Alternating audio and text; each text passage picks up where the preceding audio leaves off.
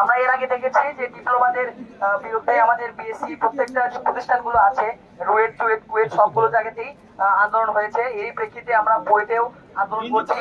ডিপ্লোমাদের যে বিভিন্ন ধরনের অনৈতিক যে কোটা বাদ দিয়ে তাদেরকে সুবিধা দেওয়া হচ্ছে, এর বিরুদ্ধে আমরা যে দাবিগুলো পেশ করছি, আমাদের বৈষম্য নিরসনে আমাদের 3 দফা দাবি পেশ করছি। 1 নম্বর দাবি, ইঞ্জিনিয়ারিং নবম গ্রেড বা সহকারী প্রকৌশলী বা সমমান পদে প্রবেশের জন্য সবাইকে নিয়োগ পরীক্ষা দিয়ে উত্তীর্ণ হতে হবে। ওয়ালটন এখন দেশের সীমানা পেরিয়ে পৌঁছে গিয়েছে 50টিরও বেশি দেশে। ওয়ালটন, ঘরে ঘরে, বিশ্বজুড়ে। এবং ন্যূনতম বিএসসি ইন ইঞ্জিনিয়ারিং হতে হবে, কোটার মাধ্যমে কোনো পদোন্নতি নয়। এমনকি অন্য নামে সমমান পদ তৈরি করেও পদোন্নতি দেওয়া যাবে। আমাদের 2 নম্বর দাবি, টেকনিক্যাল 10ম গ্রেড বা উপসহকারী প্রকৌশলী বা সমান পদের নিয়োগ পরীক্ষাতে ডিপ্লোমা ও একই ডিসিপ্লিনে উচ্চতর যোগ্যতা সম্পন্ন বিএসসি ইঞ্জিনিয়ারিং স্নাতক উভয়ের জন্য উন্মুক্ত করতে হবে।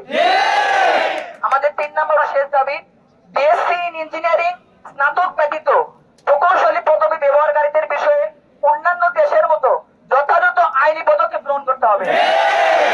নন অ্যাক্রিডিটেড বিএসসি ইন ইঞ্জিনিয়ারিং কোর্সগুলোকে যথাযথ প্রক্রিয়া অনুসরণ করে আইইবি বেইড অ্যাক্রিডিটেশন আওতায় আনতে হবে।